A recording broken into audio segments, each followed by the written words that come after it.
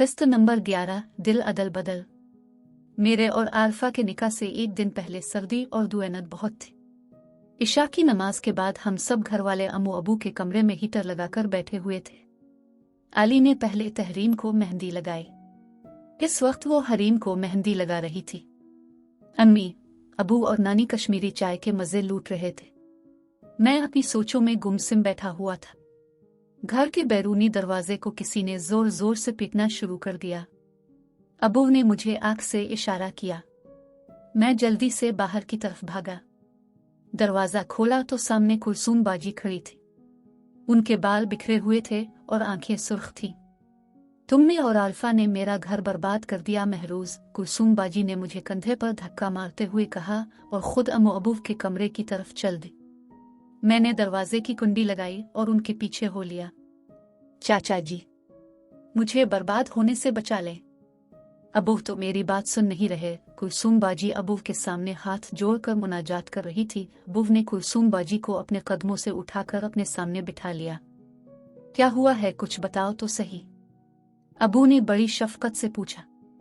चाचा जी, मेरे ससुराल वालों ने कहा है कि अगर आल्फा और महरूज का निकाह हो गया तो वो मुझे तलाक दे देंगे। मेरे अम्मू अबू कहने लगे तलाक होने ही दो, इस रोज रोज की बिक बिक से तो जान छूटेगी। मैं तलाक नहीं चाहती। उन्होंने मुझसे मेरे बच्चे भी छीन लिए हैं। चाचा जी, आपको अल्लाह का वास्ता मेरा घर बर्बाद होने से बचा ले। मगर ये रिश्ता तो तनवीर ने खुद तोड़ा था, अबू ने तशवीश के आलम में कहा। कुलसूम बाजी दांत पीसते हुए कहने लगी।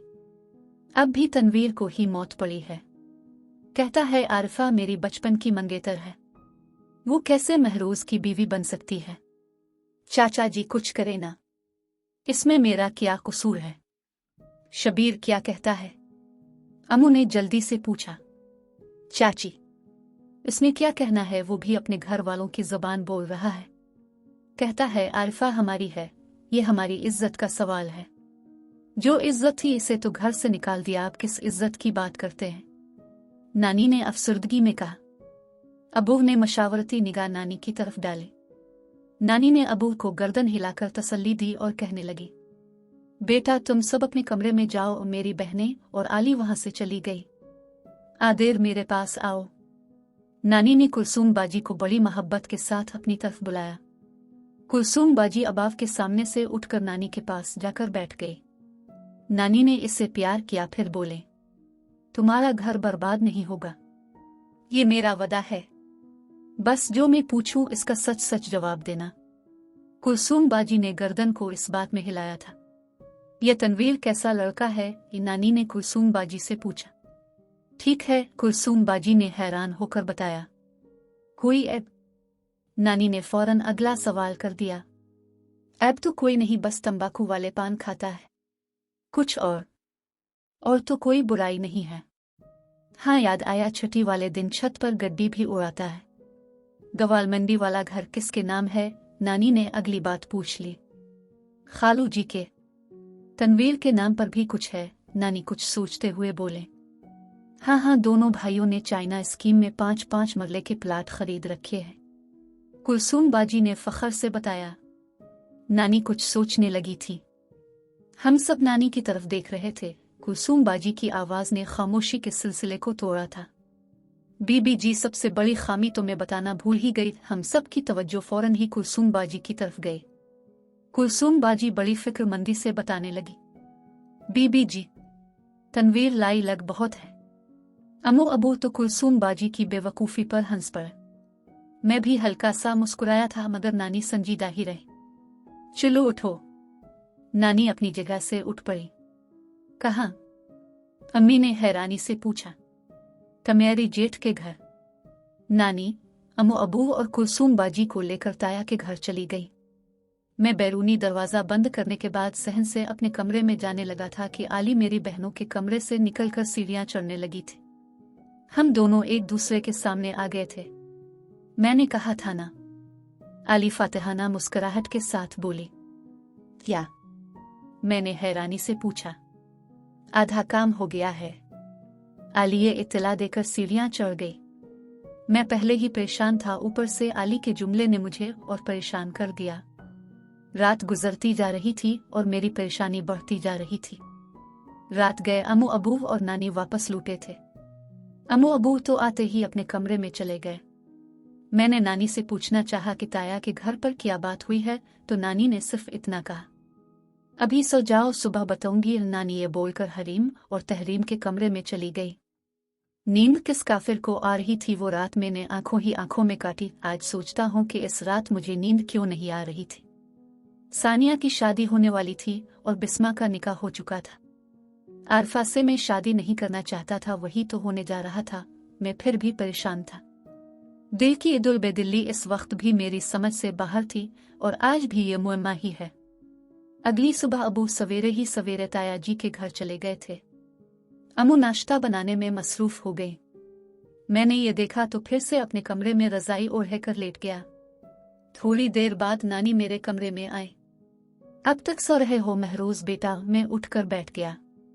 नानी मेरे पास मेरे बिस्तर पर बैठ गई और मेरे गाल पर प्यार करते हुए कहने लगी, महरोज, जोड़ियां तो आसमानों पर बनती हैं, तो मेरा बच्चा दिल छोटा मत कर।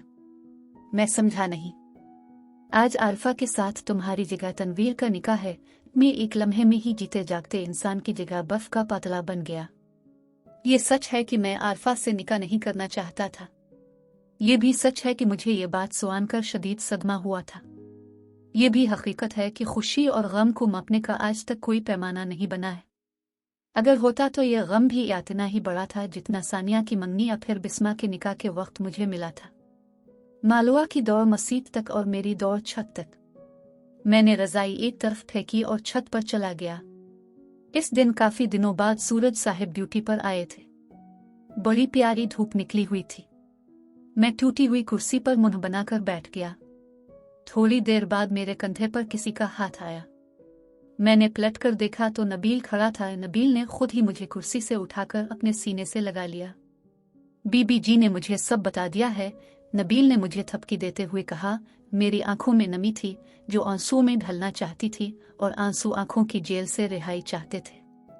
नबील ने मेरे मुखड़े का जायजा लेते हुए कहा, रोना मत, मर्द रोते हुए अच्छे नहीं लगते। आंसू तो मैंने रोक लिए मगर दिल की बात जुबान पर आ ही गई।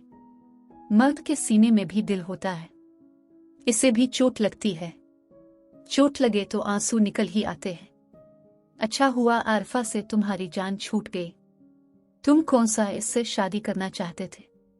सानिया, बिस्मा के बाद मुझे आरफा से भी मोहब्बत हो गई थी। भाई नाश्ता। अली हाथों में ट्रे उठाए हम दोनों के पीछे खड़ी थी। तुम कब आए? नबील ने अली से पूछा।